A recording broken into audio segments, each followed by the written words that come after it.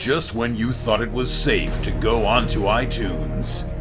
This is Next Level Guy, the only website that makes self-development as fun as going to the movies. It's time to take the red pill and escape the Matrix.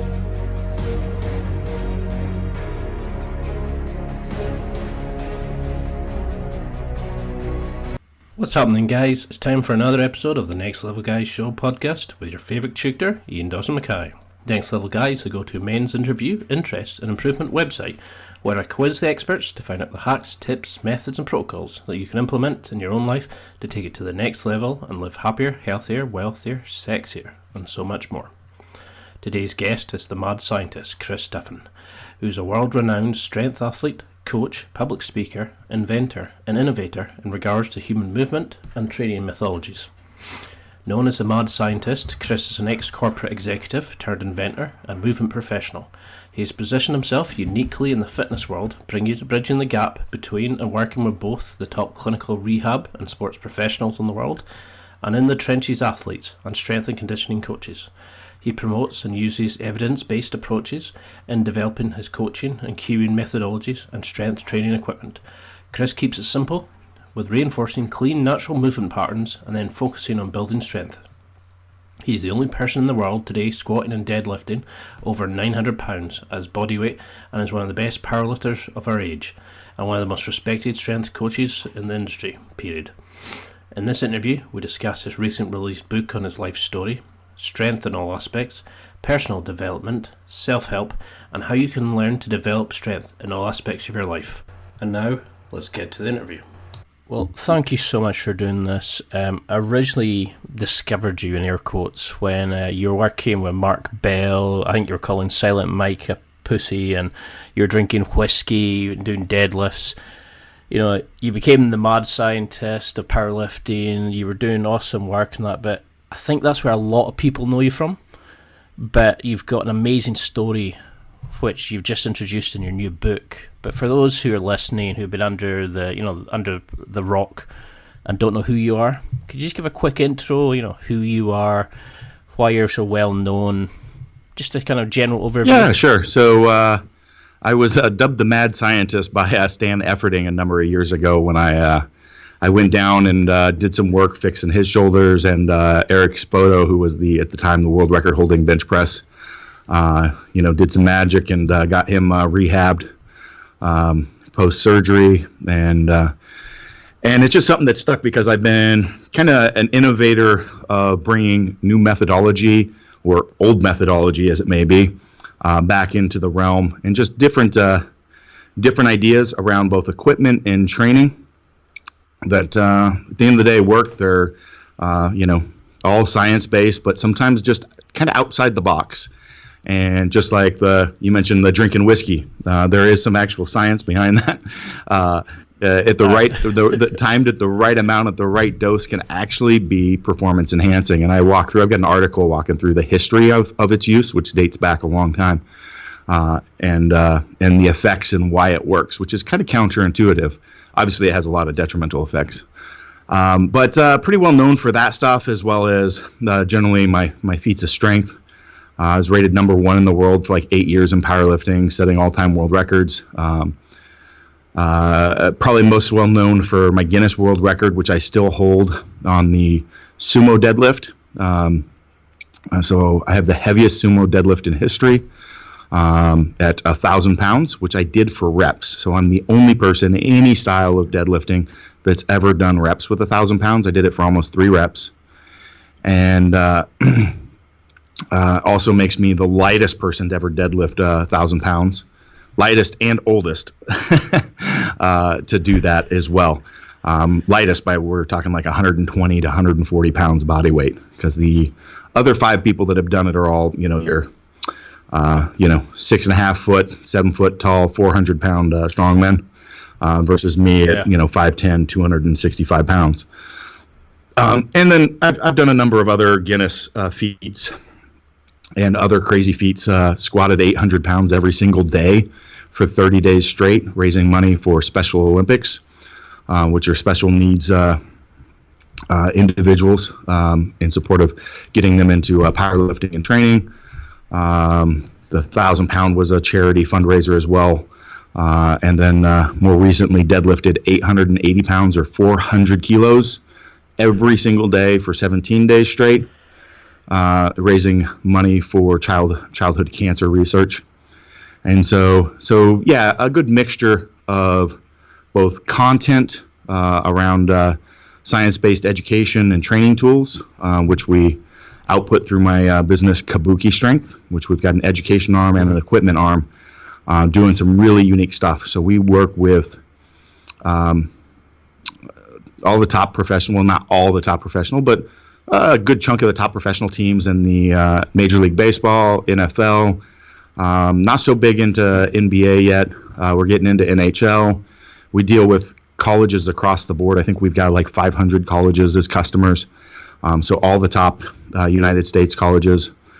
We deal with the U.S. Olympic Committee and a lot of track and field athletes, so shot put, discus, some javelin throwing, things like that. We're all over the place with what we produce. So it's generally that's what I'm known for, is strength in the physical nature. And my most recent book is addressing the other aspects of strength, which are arguably much more important, particularly in my mind, which is around mental, emotional, and even spiritual aspects of strength.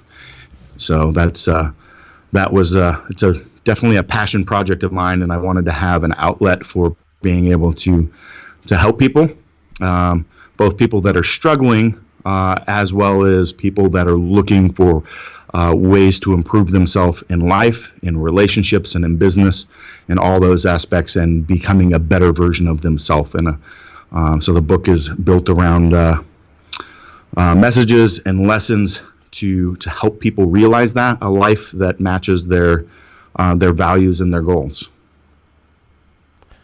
That was a lot of content I just threw out there all at once. So, no, I love it. I mean, when I remember your grand goals, and it was like when you were deadlifting, sumo for like 1,000 pounds. I was like, okay, this guy's legit.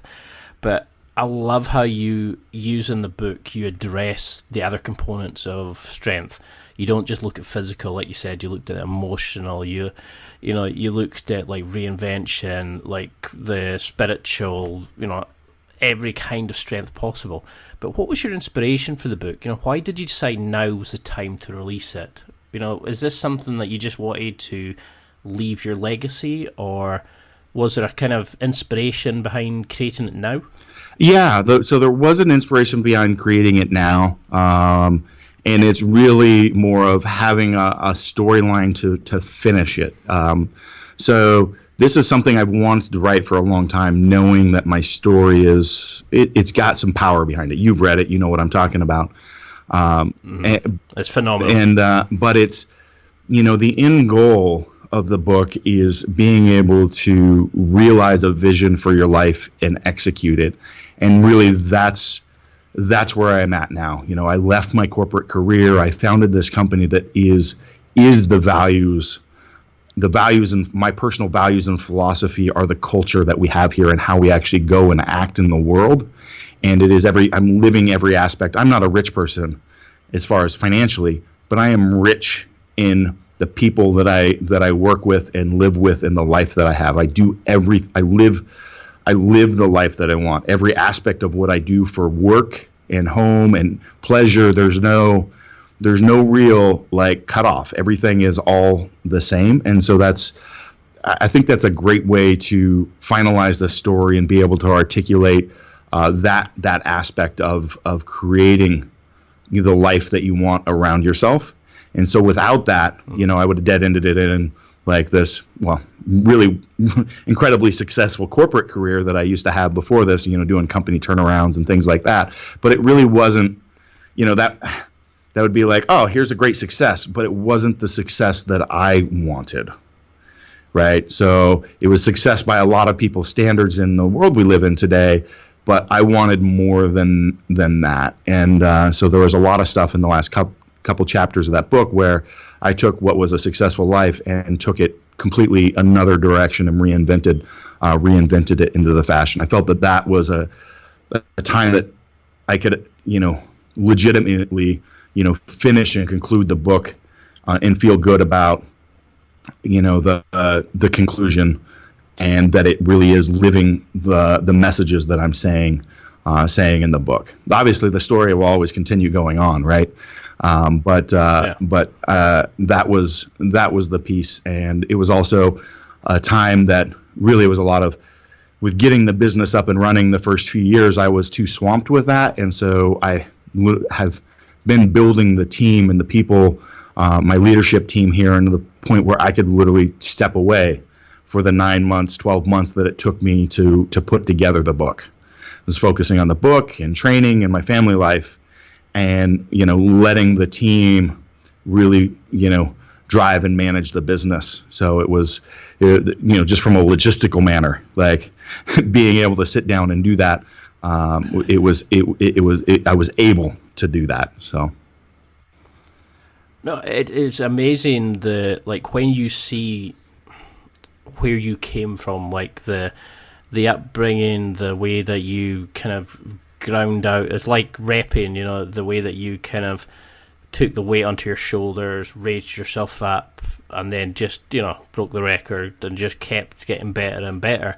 It is a phenomenal, and I think that's what we forget sometimes, is the people we look at have all had their own upbringing, they've all had their own history, their own demons, and we forget about that. And that's what I really liked about your book. Because I've been doing the podcast, I really enjoy finding out about people on a deeper level. And I think a lot of people forget that you're not just a gym person, and you broke the book up into 2 different chapters that are linked to your tattoos. Why did you get a lot of negative feedback from people who said, "Oh, why is this not a self-help book on how to improve your lifts?" I mean, you made me deadlift better, squat better, bench better, but I actually feel like a better person for reading your book. Yeah. Is that the aim? Why didn't you do it? Because you could have sold more copies.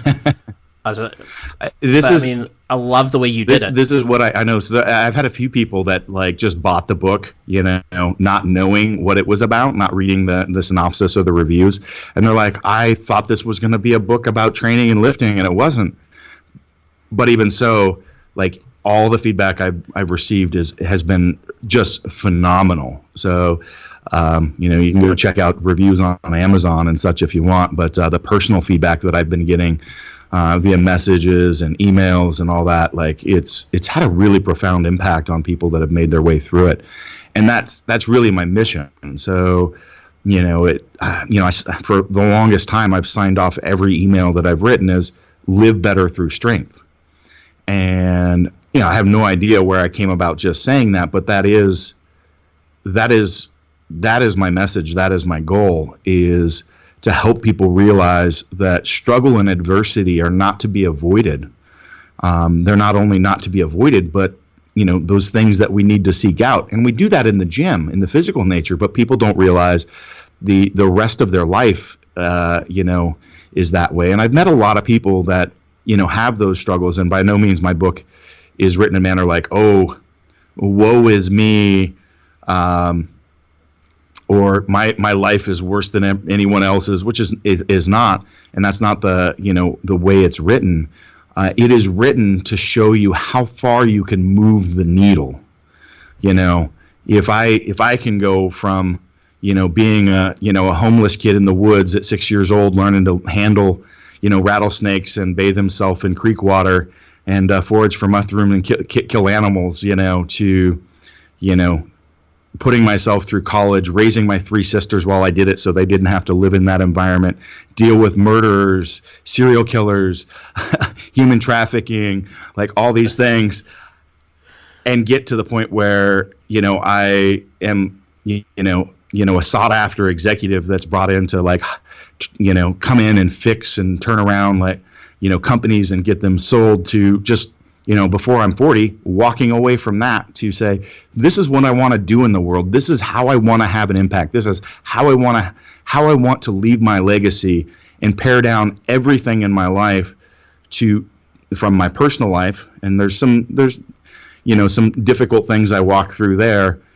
from my personal life to my business life to my lifting, every single one of those, I made huge changes to execute that vision. And it's if I can come from there and move the needle that far with those philosophies, what can you do? And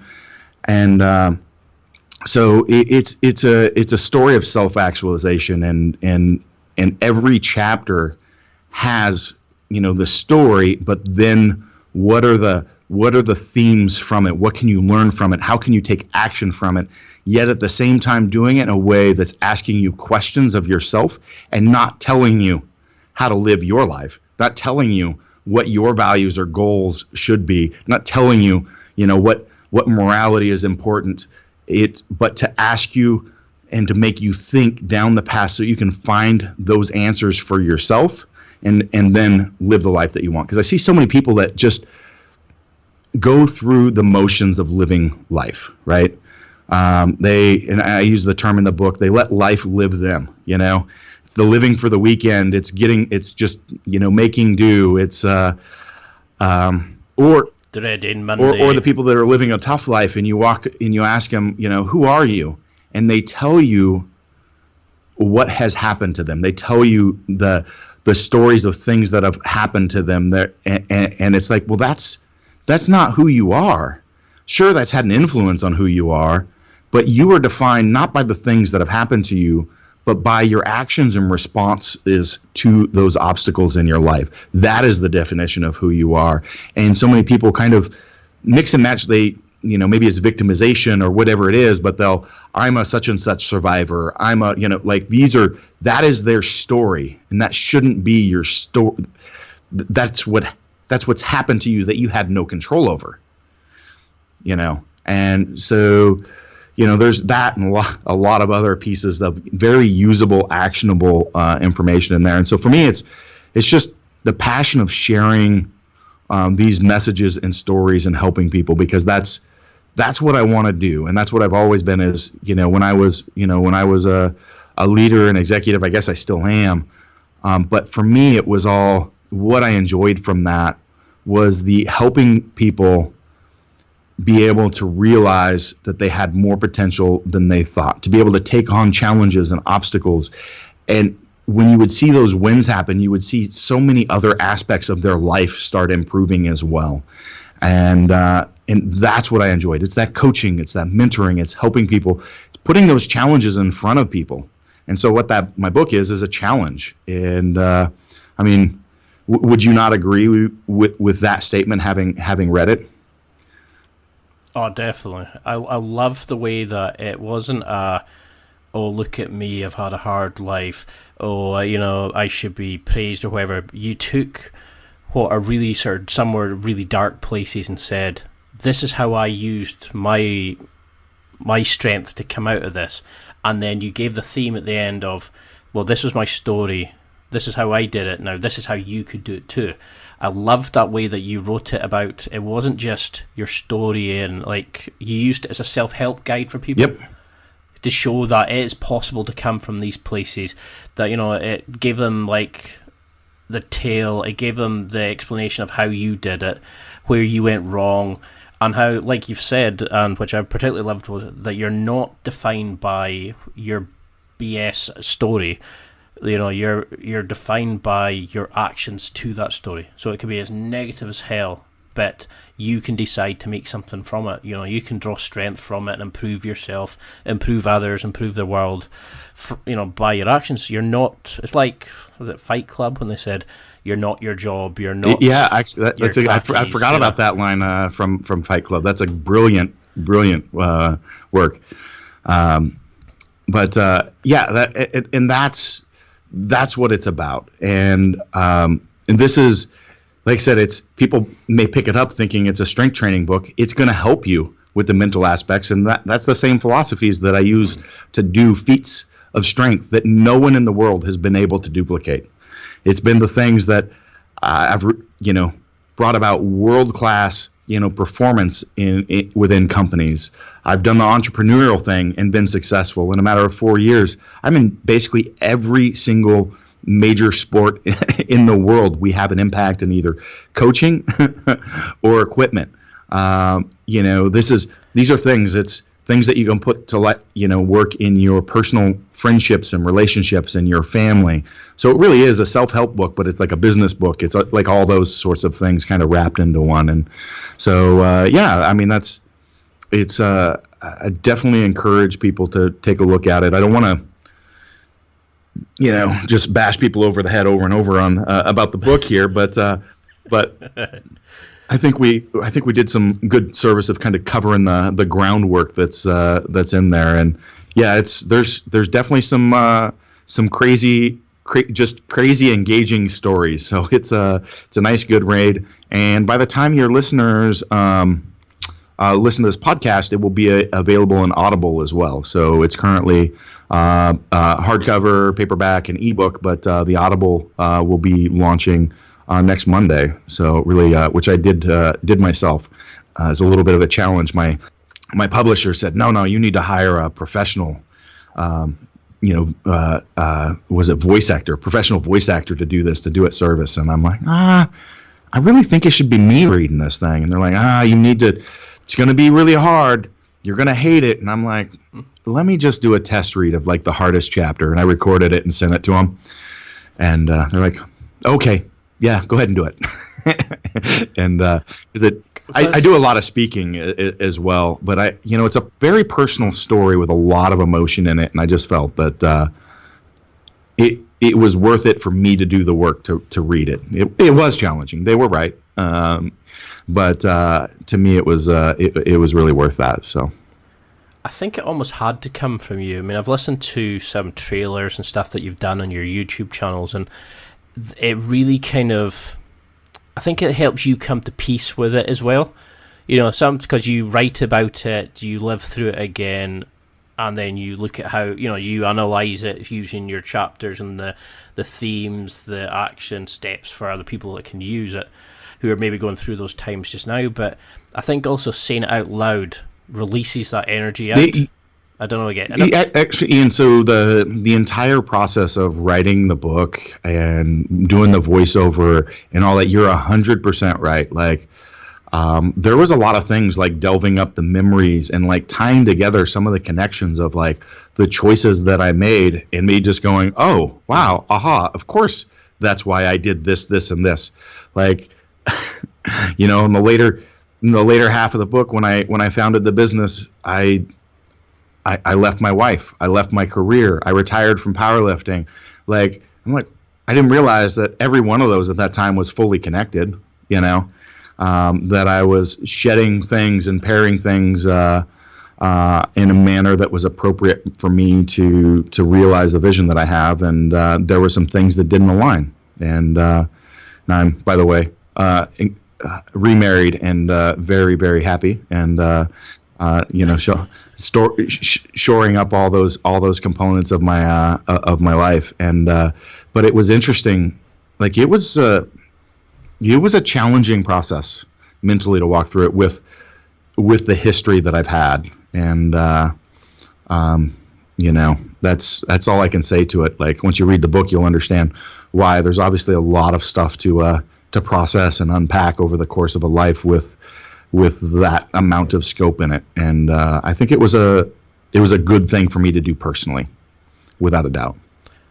Yeah, because there was parts where I was trying to relate how I would just deal with that alone. I was kind of thinking, how would that affected me? And I was relating it to my own, like, what happened, and when I was bullied in primary school, when like what I thought were bad and negative events, or what I've known other people, and I think, how can somebody come back from this? And that's the true message from it, is it doesn't matter what happens, you can reinvent yourself, you can come back, you've got that personal strength within you. I'd like to cover some of the kind of takeaways I just noticed, even just from the first season. Yeah, sure. There's so many amazing areas and stories and tips and that I would love to go into, but I think we'd be here for about 8 hours. But just to give kind of people the flavour, for example, you mentioned how you grew up in a very isolated area, you kind of lived off the land. Do you think that helped you develop the inner strength that you use now that you had to rely on yourself, that you had to find and forage and, you know, do the rattlesnakes, did that let you develop that inner strength? Do we all have that within us, and we just don't know how to tap into it? I think we all have it in us, and I think it's an important thing to understand, because people sometimes, when they read it and then see the crazy things that I've done and accomplished in my life, they're like, well, of course it is, because you went through this stuff and it's tied to that. And yeah, maybe there's a tie-in there, but you don't have to, like, you know, have that life of, like, everything is based on your actions. And so it's just a matter of choices. So you don't have to go through trauma to accomplish or do, you know, crazy things. And I say crazy in a good way. But you don't have to have that history. But without a doubt, I mean, I think that it's had an impact on me, right? But at the same time, it's, you know, relate this to training.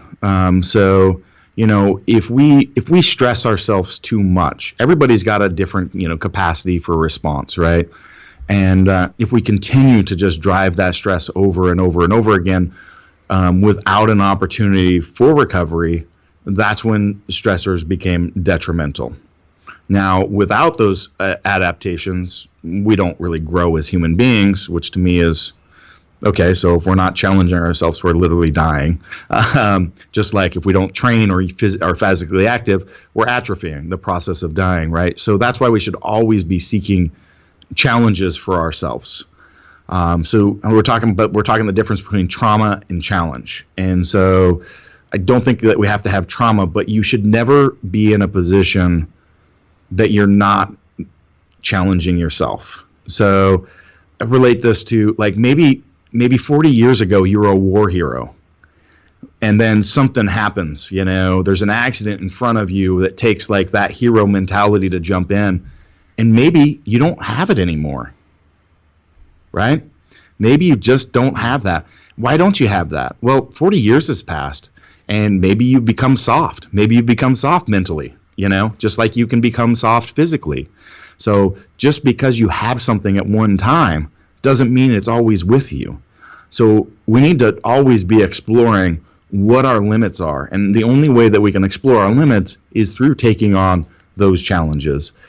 And I'm getting a little off track here, Ian, from your original question, but it's still tied to the same concepts, because this is why we need to seek those things in our life. Like when you feel like that your gut kind of twisting up in you because you've got, you know, some sort of, you know, that if you have a certain confrontation with a friend or a family member or a boss or a coworker or whatever it is, it's twisted in your gut and you just want to avoid it. You're like, I just don't want to go there. That's the signal for you that this is an opportunity for growth. This is an obstacle in front of you. How can I take this on and come out the other side, right? And it's things like that that are going to make you stronger, better version of yourself instead of the avoidance factor. So I use that like is a piece, is like, I call it the gut check, but it's literally like listening to your gut, and it can tell you like, this is something I could go after. Just like you've got an opportunity in front of you. If it's not like, you know, maybe it's not a difficult conversation. Let's say it's, you know, a business opportunity or a new job offer or something like that. If it doesn't like give you some level of anxiety, make that, you know, that stomach twist a little bit. Like, is it really worth it? You know, is it something that really excites you? You know, there should be some level of being scared that you've got to take on. So you've got to practice. I call it the practice of living in fear. Like, you've got to have these moments and times in your life. And if you don't, I think that you will get soft. You'll be that hero that is no longer a hero when the opportunity, you know, comes up in front of you, because you're out of practice of facing fears, of challenging yourself, and of overcoming adversity. And so, and there's always those opportunities in our life, and they could be small, they can be big, but it's like that should be our driver. Okay, I think I veered completely off of your question. So if you want, no, I mean, I love that. I mean, Well, like when I interviewed Mark Bell, who you know well, you know, he kind of said like, I love this because I don't get a chance to talk about this, you know, because everybody wants to ask him just powerlifting questions. And I love like speaking to you guys because you've built amazing businesses. You know, that you have created like amazing bodies, but you've also created like a brand that attracts people and it changes lives, and you know, you have accomplished so many amazing goals, and that's for me what I want to find out about. It's the person behind that creates these sort of things, and that's why I always smile when people do go off in tangents, because I can see them linking things and building pathways, and I go, oh, perfect, you know, because I hate asking, you know, why did you do the book?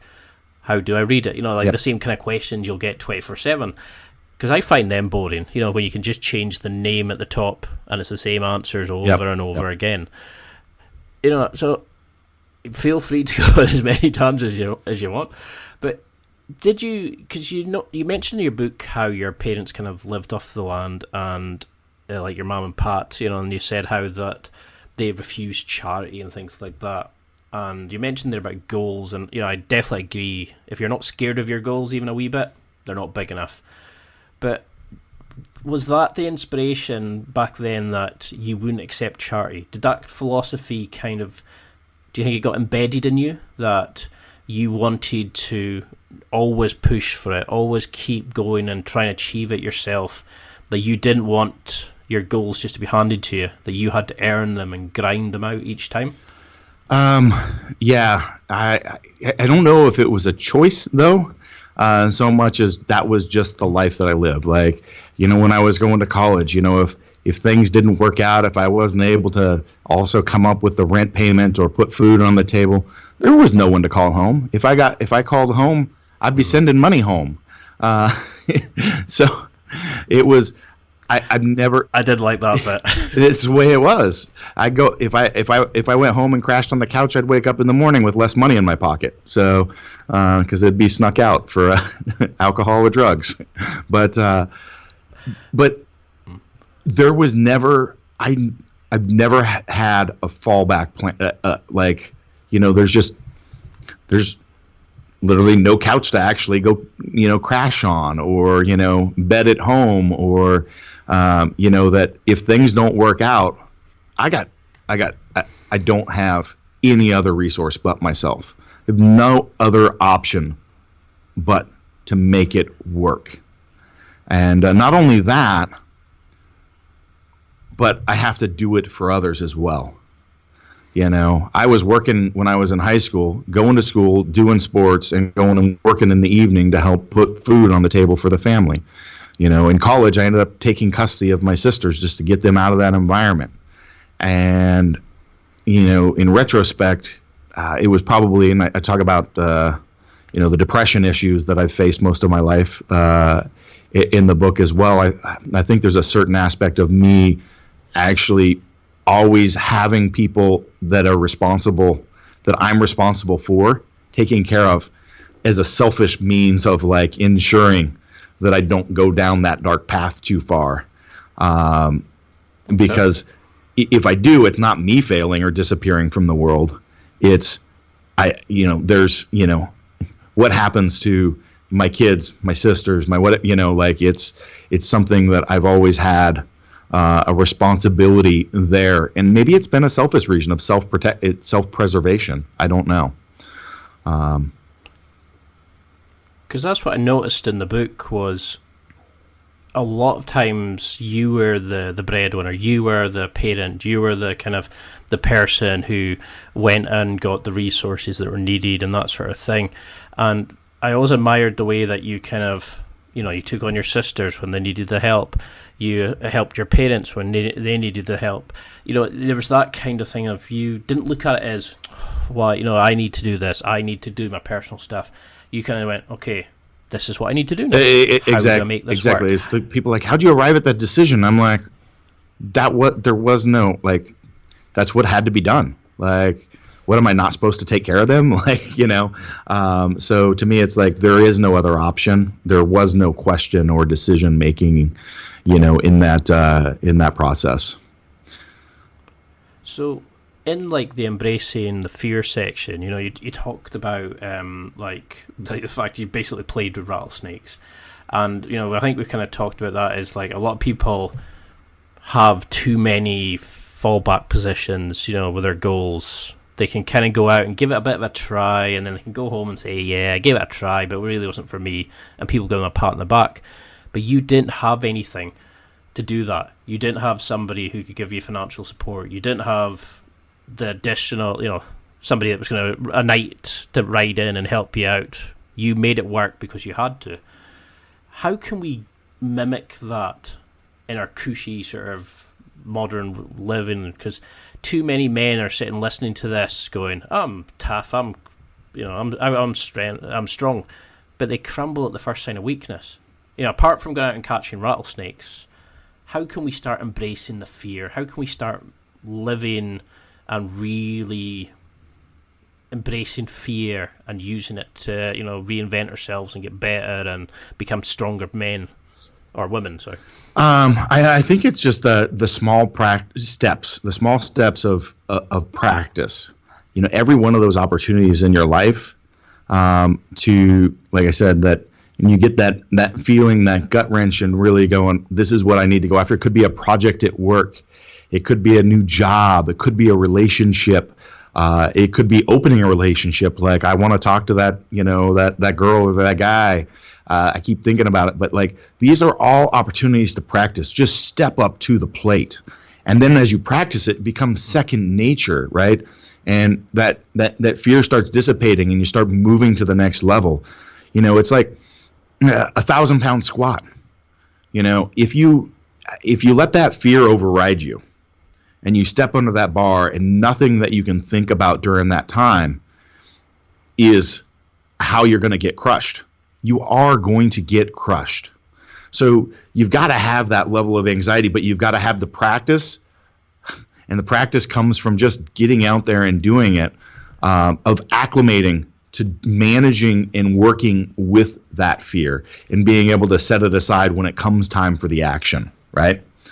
And because when it comes to taking those steps, you can't be paralyzed by fear. You actually got to be in the moment and living it, right?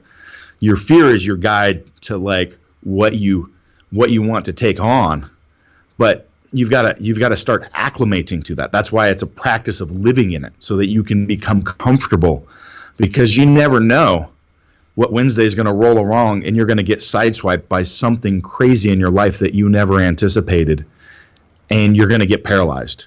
You're not going to be able to respond appropriately. You're going to be frozen in fear, frozen in action, instead of like, I'm used to this world. I can feel that anxiety, I can feel that fear, but it's time to take one step and put it in front of the other, And so you just got to start with small things. So it's just like strength training.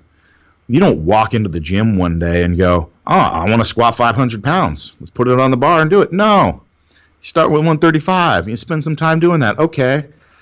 2 plates. It's a little scary. Well, let's go to 185. Okay, I'm a little scared, but let's do this. Okay. Next trans cycle, we're up to 225. Next 3 years, we're up to 4 plates.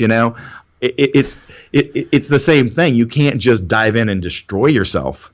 But if you just sit there staring at the bar, 10 years is gonna go by, and that 2 plates is gonna crush you to the ground, right? So you've got to build. It'd be nice if you got to build. You got to build resilience, and you build resilience through your actions. So that's my super secret sauce: is just start taking action on the little things that kind of scare you, and they're going to move the dial. Okay, and now let's get more comfortable. Let's start taking the bigger step. Okay, we see this all the time with the entrepreneur, right? The person that says they're an entrepreneur, they've got this grand business plan, and it's because I want to be rich and famous. I've got this. I need to come up with a brilliant idea. This is what I'm going to do, or I'm buying into this business option. But they never really get after it. They got this, they got their job waiting tables at the Olive Garden too, And 3 years rolls by, and they're still waiting tables. But no, they're an entrepreneur. No, you're not an entrepreneur. You're a wantrepreneur. Like, this is because you're not like ready, but you're probably also not ready to just quit your job and dive in. But what are the steps that you can get there so that in 6 months you're ready to freaking do that and step on and actually start moving forward with what you want to accomplish in life? Now, I'm going to go on a tangent here for a second, Ian, on the whole wantrepreneur thing, because of so much out there, and some of the messages in my book might get misinterpreted by people in that groundwork, because it kind of, some of the messaging is very close to what we see with the people promoting what's called gosh darn it, I can't think of the term right now. I'll skip over the term. But the people that are out there, the hustle porn, that's what it's termed, the hustle porn. Like, you got to be in the grind, you got to be chasing your goals, blah blah blah, and 24/7 and that. Yeah. And so, it's telling you it's okay to be there. It's okay, to be grinding it for 10 years and not making it, because you're gonna do it. You got the hustle, you got the grind. Well, this is where, in the later part of the book, I really start diving into understanding how to understand what your values are, because that sort of life, what those people don't tell you is it's incredibly demanding, right? There is a lot you've got to give. If somebody walks up to you and says, with no experience, says, I want to be a business owner, you should tell them no. No, you don't. Like, what? You don't know what you're getting in for. It's going to be a whole lot of work, and not much. The effort that you're going to have to put in, the sacrifices that you're going to have to make to get there, and maybe your idea is crap, and you're gonna sacrifice for years and years and years and never move anywhere, right? So, and that may happen, and it may take a long time. And I talk about this, in creating visions, understanding like the year over year, just minor movements forward. So the only thing that is really worth that hustle, that grind, is if whatever you believe in, whatever you're trying to make, isn't just about making money, that it aligns with the values you want to live by. And this is something, and people don't, they get attracted. I want the, again, the hustle porn people always love to show you like getting on their own airplane or jumping in their Lambo, and like, don't be afraid of, wanting physical things, just get after it. And I'm like, that's fine. That's fine to want physical things. Again, I don't preach morality. Understand there is some value behind what that object represents to you. Understand what that is, and then understand, okay, what you want from that. And I think that the analogy I use in the book is around, the fancy car and fancy house.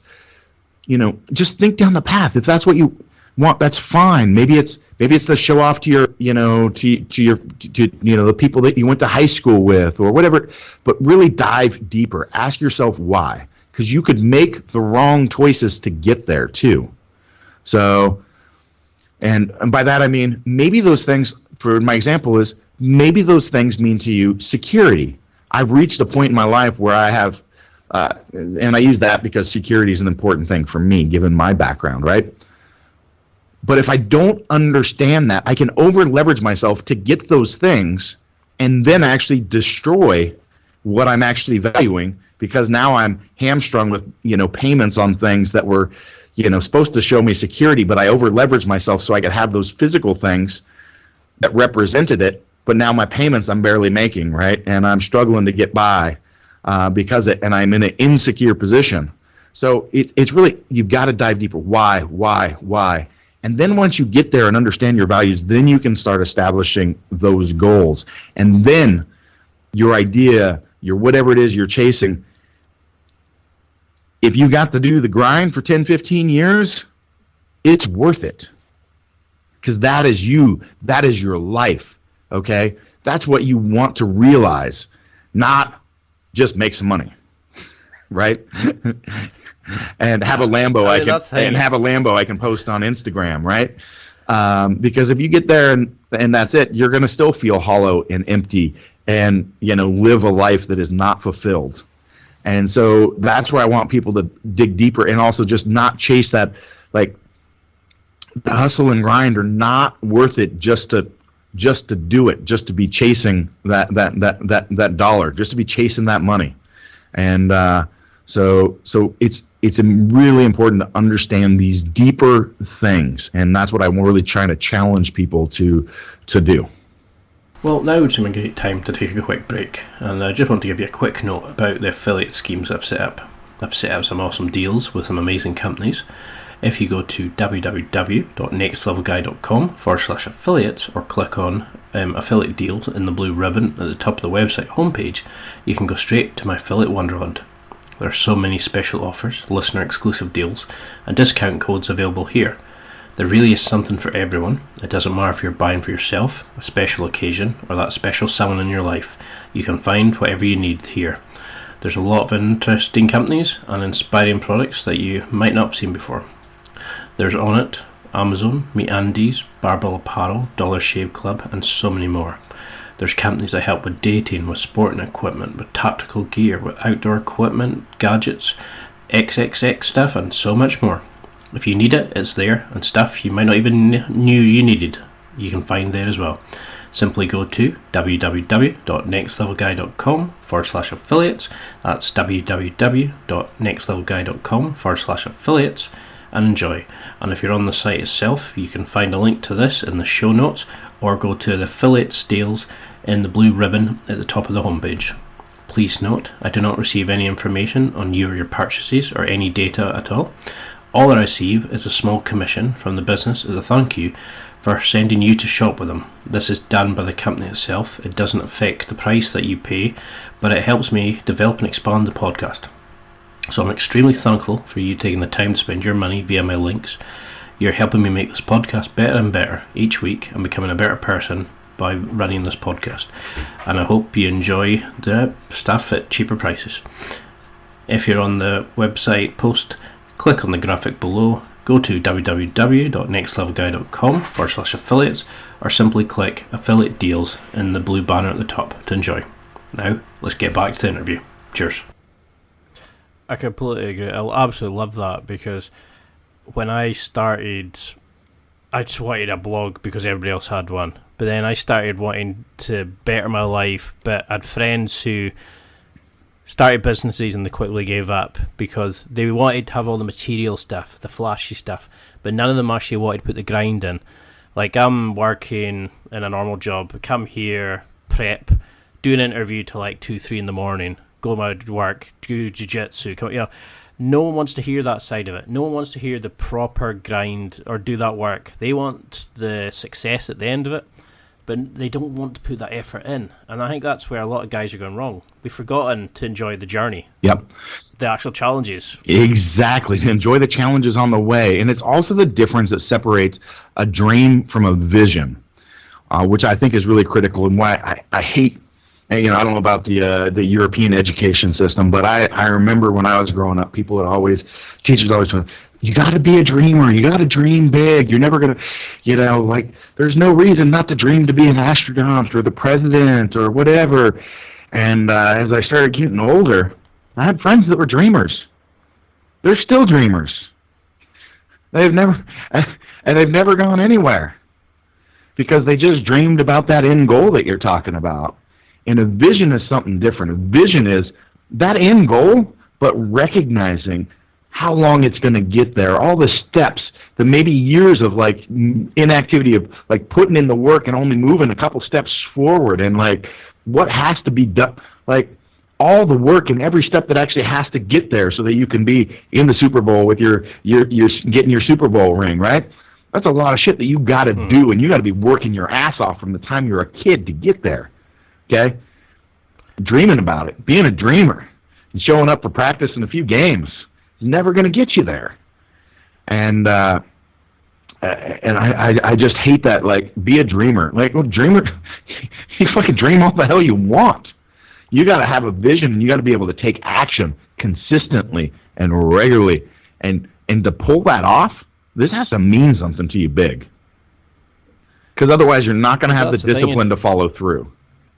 Well, I mean, when I just look at it, like, just from running this podcast, for example, you know, it's like setting up interviews, emailing guests, sending out prospective emails, then it's like prepping hours and hours for each guest, then it's editing, putting the stuff out. I can't imagine the amount that's involved in, like, Kabuki Strength or running Microsoft, or, you know, that's on a completely another level, and it's annoying to see these people who come and expect success just because we've got the option to create a podcast, our website, where that's what I love about the book, is you've shown that it doesn't matter where you come from.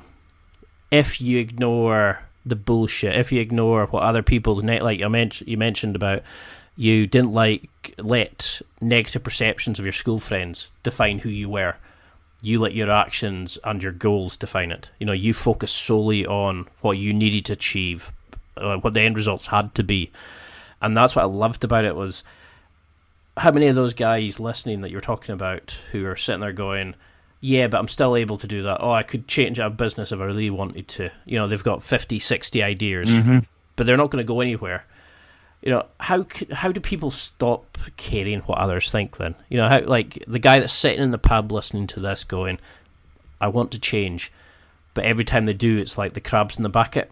Their mates pull them back in and say, no, that's not for you. Because it means they then have to go and think about their own pitiful existence. Well, the most important thing to success in life, in business, in any aspect of it, isn't some brilliant product idea. It isn't some brilliant business plan. It isn't some incredible software system that's going to give you the results. What it is people. It's relationships that you build. It's the people that you put around yourself, okay? And there's a certain aspect of surrounding yourself with the right people, right? And you see this consistently. People that are successful have successful people around themselves. And it doesn't mean cutting ties with your friends that aren't successful, but it means the ones that are having a negative impact, the ones that are always the negative Nelly, or the, you know, they you know, we all know them. Those relationships you need to pair and change and find the right people. And that's like the success of my business. I talked about, I spent this last year working on my book and training and being with my family, because I have an incredible team that's drawn to the values that we have in this organization. And we don't recruit people. You know, we have people that want to be part of this coming here. And to me, that is the most successful thing. And that's what's going to create an incredible enterprise, is having a group of like-minded people. And people love to bash on millennials. And nearly my entire company is staffed with 22 to 32-year-olds right now. And they are the hardest working people that the best team I've ever been surrounded by, because they're the ones of it that actually, they care about what we're doing, and they'll work above and beyond day and night. And so having the right people in your life, and those relationships will make everything, your personal life, your business life, your friendships, are those things. You need people that are going to be supportive. They may be negative at times if they're calling you out on your actions. Understand the differentiation, because we don't want to fill ourselves with yes men around ourselves, okay? But there's a definite difference between a yes man and somebody that is shitting on your dreams or your work, because it's a reflection on what they're not doing with their life, okay? And so understanding that the most that you can accomplish in your life is from the relationships that you have with people, and the most value that you can get in life as far as like fulfillment, success, enjoyment, like all these things are going to be, at the end of the day, it's not how much cash you've got in the bank. It's the people around you. This is what you need to invest in more than anything else. So investing in developing those relationships and making sure those relationships are the right ones, and pairing out those that are going to be negative, that are detrimental to that. It's a must. If you really want to drive forward, there's stuff that you have to do, and that's, I talked about, getting divorced and remarried. Same thing for me. Like, I needed to have those things at home as well, and not have something that was holding me back, and that required tremendous change on my part, with potential negative impact on my children. Turned out not being so. We were able to manage that appropriately, but I needed to do that in all aspects of my life, and I tell you, the difference is astounding. So, because you sort of touch on that in the book, where you talk about, like your time with your grandparents was great because it gave you a chance to absorb what happened and change. And then I think it was the time when you gone back to Lapine for the second time, you talked about making some really strong friendships and stuff. So how do you identify these people that you were talking about? How do you know that the guys that you're picking for your team are the best for you? That they're going to help your mission, your brand. How, what do you see in a person?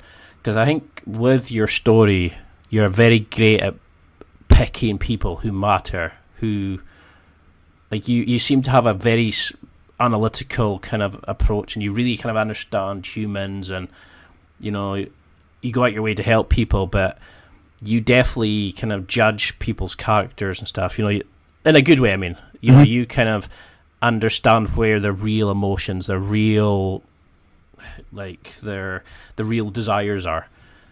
What do you look for in somebody like that? I'm not sure that I can tell you, Ian, because that's a very personal thing, based on, again, on like where you are as a person, what your those values and goals, and so that would almost be down the path of me, like, telling you what you should be, or telling you what your morality should be, or how you should live your life, or any of those things, because it is going to be different, right? It's going to be different based on those things. So I think having a good understanding of who you yourself are, and spending the time on that inner work, is going to help you be able to see that in others a little bit better. And I make mistakes, and I think I talk about some of those in the book as well. I'm not, and it's okay to make mistakes, but we've got to kind of correct those and move forward. So I'm not sure that I have really some fantastic advice in that manner, other than really understanding yourself a little better and doing that inner work. And I think that's going to give you a better outward perspective. Because it's really difficult. When I first started reading the book, I was like, okay, I'm going to talk about that, and that. And then I started thinking, but the overall message of the book is this. And it's difficult for me not to talk about the overarching themes, because they're brilliant, and it's really motivating, and it's inspiring, and it helped me view things differently just in my own life, and how I can relate to other people I've interviewed now and understand what they were saying better. But I also want to go like really deep into this, because there's so much from this book. I mean, what would you say is the overarching theme? Would you still say it's on the reinvention of yourself, that you can achieve what you want? Is there, how do you want people to see you as a person after reading this book? Were you worried about how people might react to like what you were saying in the book? So,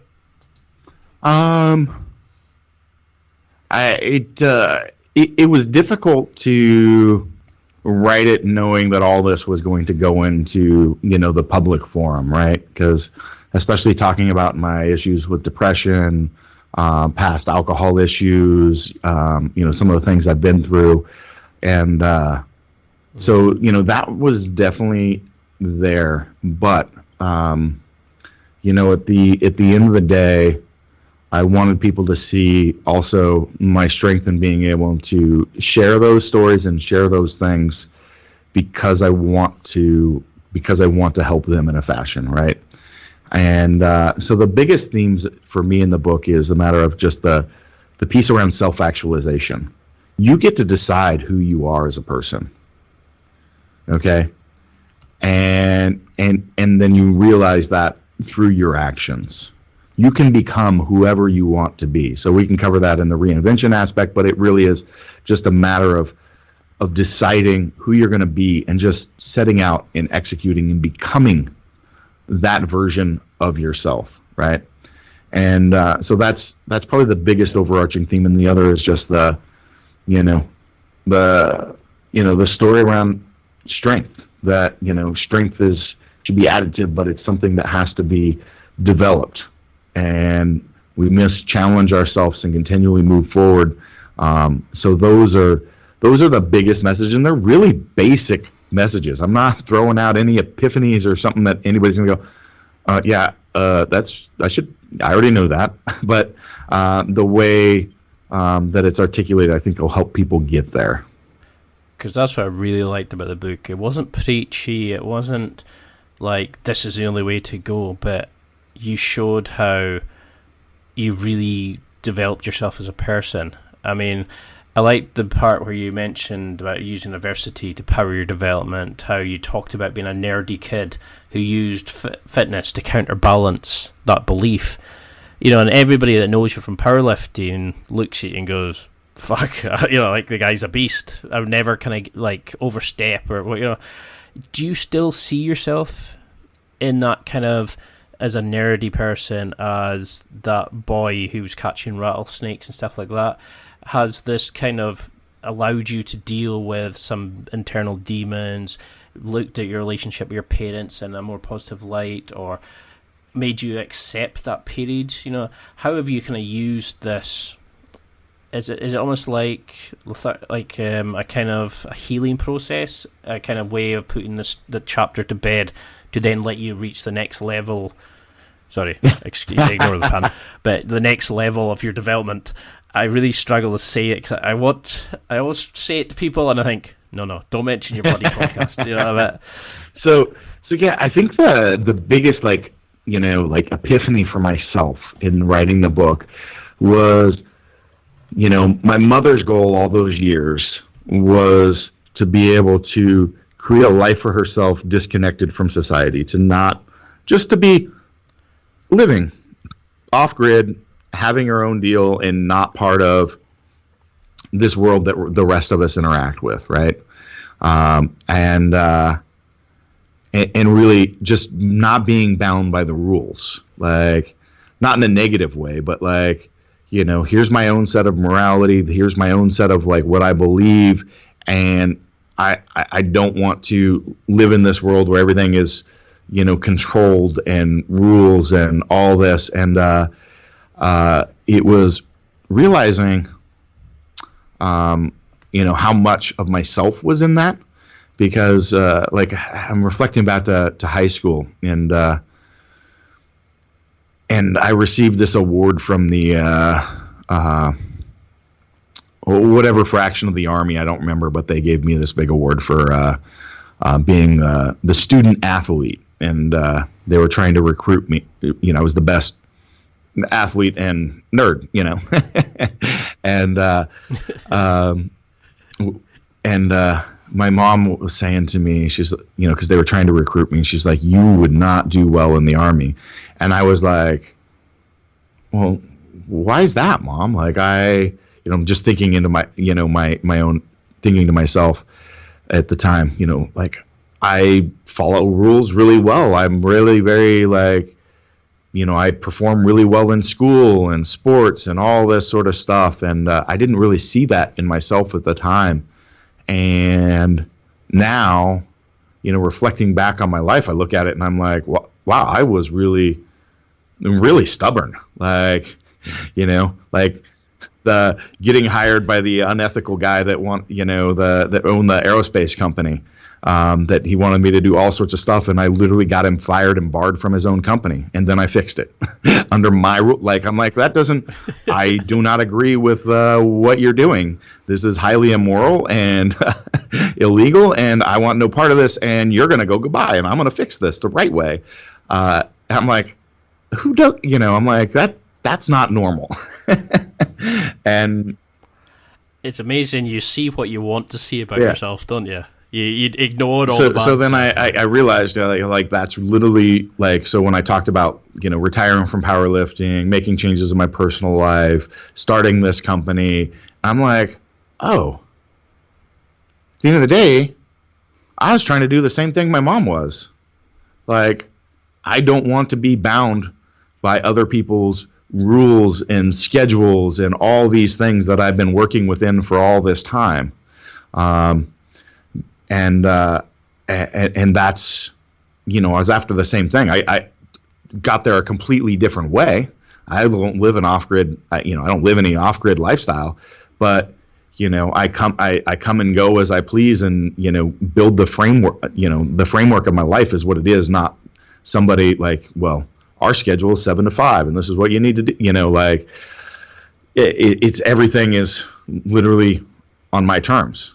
And I quit powerlifting after 16 years. Same thing. I still do train. I still compete in a fashion through my fundraisers and stuff like that. But everything is completely on my schedule, on my rules, on my terms.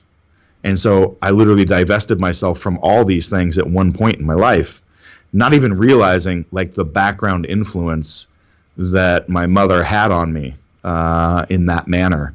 That I am just the same stubborn, obstinate person that doesn't want to be bound by other people's, what other people's, want to see. It's not always a bad thing. I mean, I love that realization that you had. Like I would be reading the book and I'd be seeing myself at a different level, but I would understand where you were coming from and kind of adapt and go, oh, that makes sense now when I think back to my situation. But there's also like the way everything is kind of knitted together in your story, because there's a theme where you mention about, I think it's select your strengths, or find your touches on but I think, oh, that's a great. And then I started looking where you talked about your wrestling, where you found 3 moves that worked for you and you focused on them and you made them perfect rather than quantity of moves.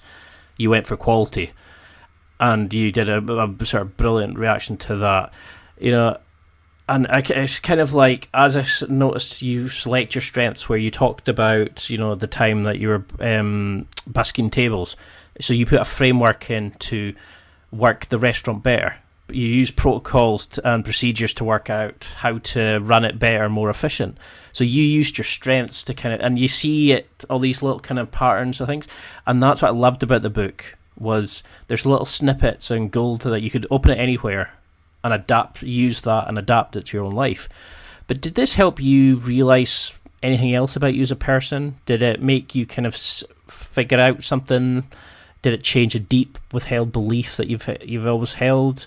Did it make you appreciate a strength that you've maybe never really thought about or considered before? I think the biggest one in there down that line is I've always found my strengths to be, on the intellectual front, like the ability to handle a lot of different things and see a lot of different connections. And you see that in the work that I do in the rehabilitation world, and the blend of different philosophies from different schools of medicine not medicine, but different schools of literally different schools of rehabilitation processes or movement, things like that, right? But what I didn't realize the skill that I had in basically building relationships, building the network of people. So, I was just sitting there and I'm realizing, hey, my company performs incredibly well because of the philosophy around education, which, my education team is really fleshed out, but conceptually that was what I came up with. I've got an engineering staff that, finalizes all my designs and does all that stuff, but all of our designs, like we have these really innovative stuff. I'm like, this is what's driven Kabuki to be successful. And I started thinking about it in the process of the book, and I realized, I'm like, no, actually, I think the success is the validation because of the relationships that I have developed. I didn't even realize that I did it on purpose, and that the impact that it would have. Like, I'm like, oh, so yeah, I'm personal friends with the best spine biomechanist in the world, and the best most well-known physical therapist in the world, and the list goes on and on, like down that front. Like, it's like, oh, like, wow, I've got an incredible network of people in all these different environments. Like, you talk to a normal strength person and they don't even have interactions with like the researchers and clinicians that I do, right? Or, in or people on the research front don't have the interactions with. I'm like, oh, well, let's talk to the head coach of, so-and-so, or let's get into the biomechanics lab at the LA Dodgers, or, it's like, I didn't realize that I was a relationship person, because I viewed myself as an introvert growing up. Like, I was a very quiet and secluded individual just because of the environment that I had, right? And I think in the last few years, I finally came to terms with, okay, maybe that's not the case. Maybe I'm not an introvert, even though I still, get really drained from, conversations and interactions and people like it doesn't build me up. It, is a draining thing for me. But there's something about like how I interact with people and building these like incredible relationships. I was sitting there. This is kind of a funny story, but maybe it was. We've got prior to the book release, right? I'm like, well, I'm like, who would be like the coolest person ever to have my book and read it? And I don't know if he has it yet, but I'm like, God, it would probably be The Rock. He's the most famous person in the world according to Instagram. He lifts weights. He's a movie producer, like, and an actor. I'm like, who knows where that could go, right? So I'm joking about it with my wife, and I'm like, you know what? I'm going to get in The Rock's inner circle. This is 6 months ago. 3 months ago, I've got a connection with his trainer. The Rock, if you go on you can go, actually, he was on, ESPN last night, and he was lifting with one of our bars. He's got 3 bars in every one of his home gym locations, and he has them shipped to wherever he trains at. His cousin and his stunt double uses our product, and he just like did a review on my book on his Instagram page and threw it up in his bio for the couple weeks. A link to the book on Amazon. Like, I'm literally within a matter of months, I'm connected within The Rock's inner circle, and I had no relationship to it before. Like, I'm like, oh, how did it like? Like the ability to do that, to be able to reach one person, the next person, and kind of build and foster those real relationships, not connections, but real relationships. Mm-hmm. And that was a realization for me in this last year of writing the book, that may be my most powerful trait. And I had no clue about it before. And it didn't fit my view of my own personality up until more recent years. Because, like, whenever I've seen you before or in other interviews and stuff, you always seem to have that way of connecting with people, of going deep in that. And that's where I always found it strange when I was reading the book where you were on about, like, you would just pick up your books and go straight to the next class at school. You didn't know how to deal with people. And I was reading that and I was thinking, like, I used to always be that person that had to put on the show. I was I might be shitting myself inside, but I maybe have to speak to somebody because I couldn't, it was so awkward. I had to try to make an effort to make friendships and that.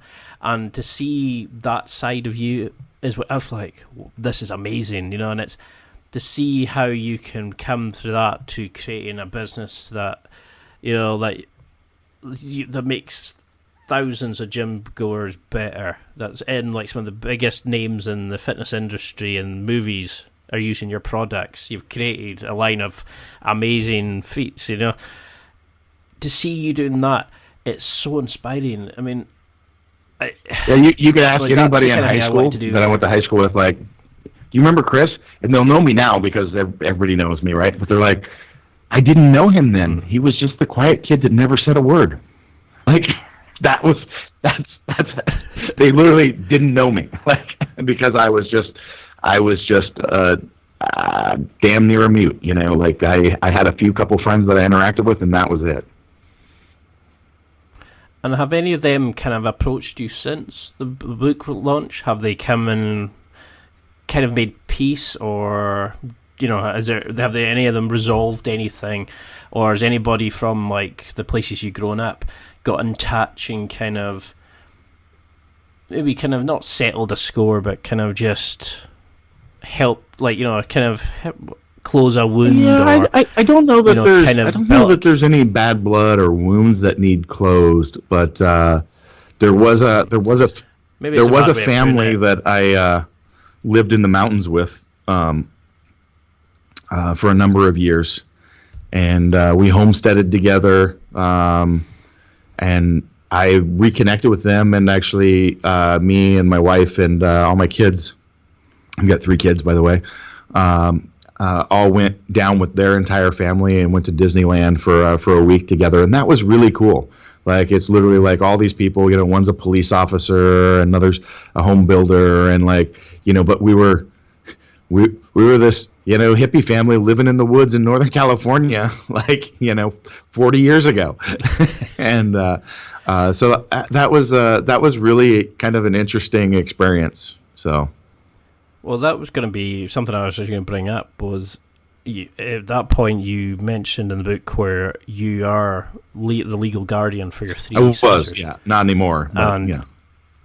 I mean, that is a phenomenal thing to do. I mean, I've got an older brother, younger sister, and the thought of my brother looking after me, knowing him now, is terrifying. I can't imagine, at that age, it'd be just shocking. Well, I definitely have an interesting relationship with my sisters, so it's because I am their brother, but also like a father figure as well.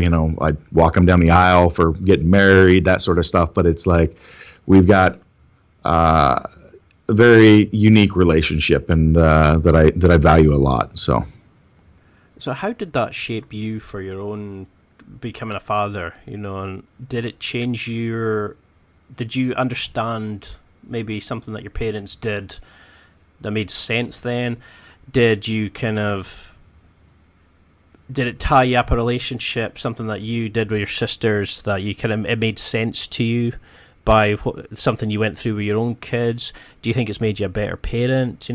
How has it sort of adapted how you view the world, parenting, and that now that you've become a father? It's we could spend quite a bit of time, I think, on this concept, because I think that's. I'm trying to keep them general, but I think that's an interesting thing that's going on in the world today, is how we parent, and the impact that it's having, because we have so much available to us, so many resources, so little challenges, that creates issues. And when I was raising my sisters, it was much more of a hands-off approach. Like, I challenged them to be going out and doing the things like getting their GD, get a job, so on.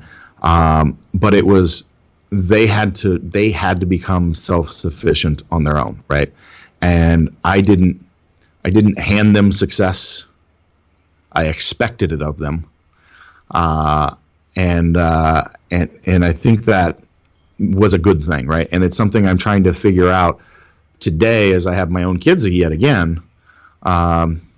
Is how to give them the world, but at the same time not give them the world, right? Because give them the keys to go and find it, but not they give need it to them. They need to own and create that. And I did that with my 3 sisters, but I need to.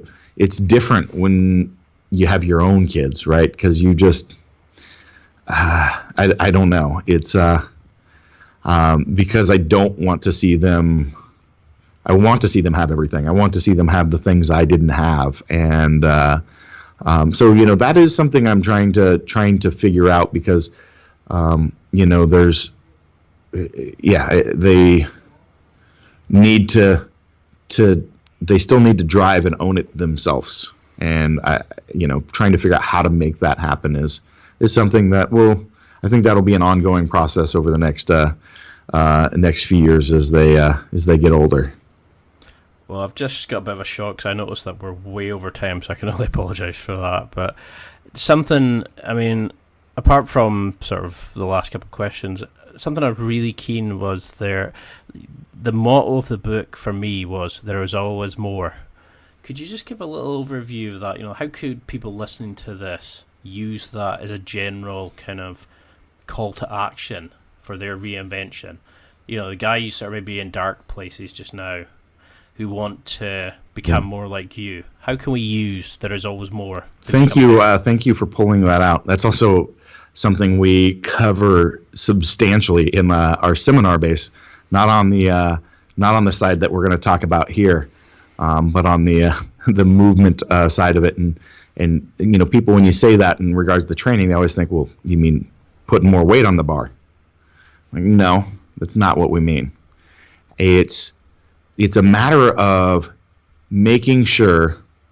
Well, let's first take a step back. So I talked earlier about pairing relationships and making sure that they're important and going to be the ones that move forward in life. There's the same process that needs to really happen with everything that you do. This is why, again, getting back, I'll just freaking kill the same concepts over and over again. Understand your values, create your goals based on that, right? Now, analyze your life and figure out what you're doing that doesn't align with it, okay? Because anything that you're doing or moving forward on should be aligning with what it is and how you want to live. And so those actions must be done with intent, with purpose. There's a reason you're doing it. So don't be going through the motions of it. Always be seeking, how can I be better? And it doesn't mean, again, in the strength training world, putting more weight on the bar. How can I be executing it better, with more intent, with more purpose? Like, don't be just doing things to do them. Understand those reasons behind it and push. You could always be better at what you're doing. The quality of it, the intent of it, the passion behind it. Okay? Look at your relationship with your partner. How can I improve it? How can I be better? Don't just let it be something that is part of your life that is just like, oh, we just live it. Is that an important thing for you? There's always more. You can always be reaching deeper within yourself. Okay? So it's important when we think down the concept of there's always more to also understand we've got to ditch shit in our life. Okay?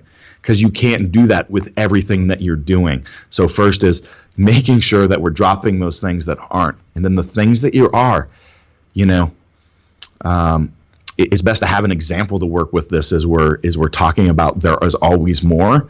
And I use a lot of those in the book. We do use a lot in regards to movement and training philosophy.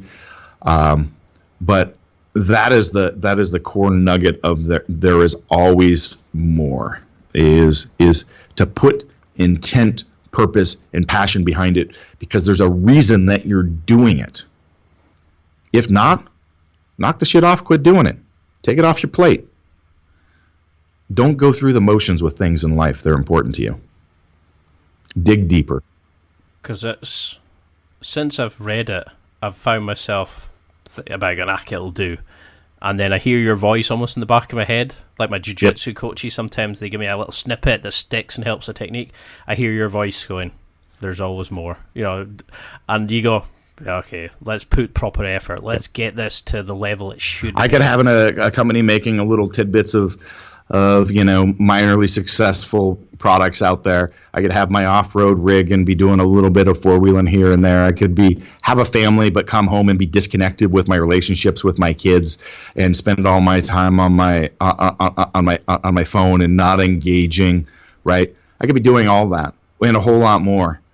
But people always look at me and they see the things that I'm doing. They're like, how do you get so much done? I'm like, well, because it's all the things I don't do, okay? Our company, we try to be the best in the world at what we do for education and products. and we're killing it on that front. Okay? When I'm with my family, I try to be engaged as I can be. There's moments I have to step away and do work as well. But it's a matter of when you're there, being present, being part of it, okay? Having that passion with your relationship with your significant other, okay?